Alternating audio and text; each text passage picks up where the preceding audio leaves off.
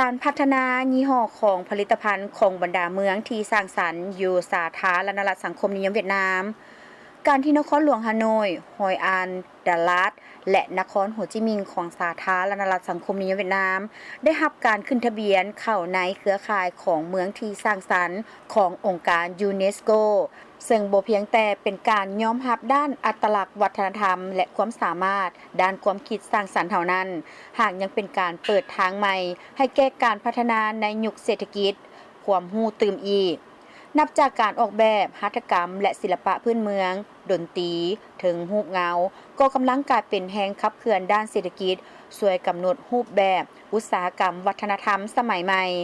ตัวอย่างผ่านมา7 ปีก่อนนครหลวงฮานอยได้กลายเป็นเมืองทำอิฐของเวียดนามที่เข้าร่วมเครือข่ายเมืองสร้างสรรค์ของยูเนสโกในด้านการออกแบบ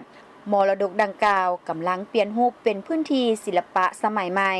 ที่บ่เพียงแต่ดึงดูดนักท่องเที่ยวแต่ยังเพิ่มการใช้จ่าย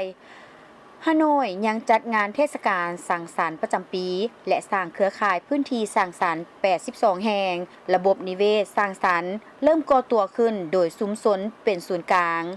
นางฟามที่แทงเฮืองหัวหน้าภาควัฒนธรรมองค์การยูเนสโกประจำสาธารณรัฐสังคมนิยมเวียดนามได้กล่าวว่า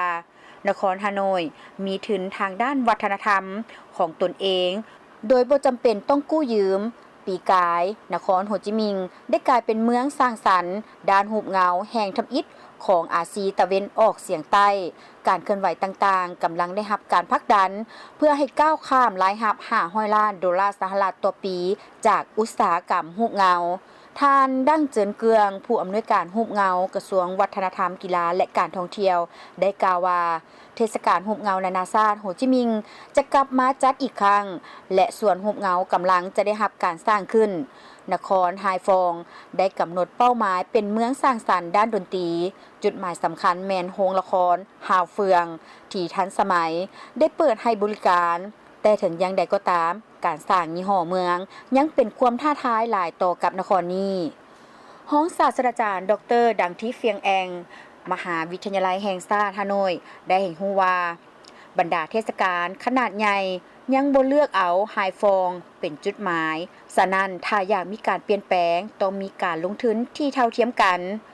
การมีชื่อเป็นเมืองสร้างสรรค์บ่เพียงแต่เป็นการเปิดโอกาสให้แก่การร่วมมือกับนครอื่นๆในเครือข่ายเท่านั้นแต่ยังเป็นแรงผลักดันให้ท้องถิ่นพัฒนา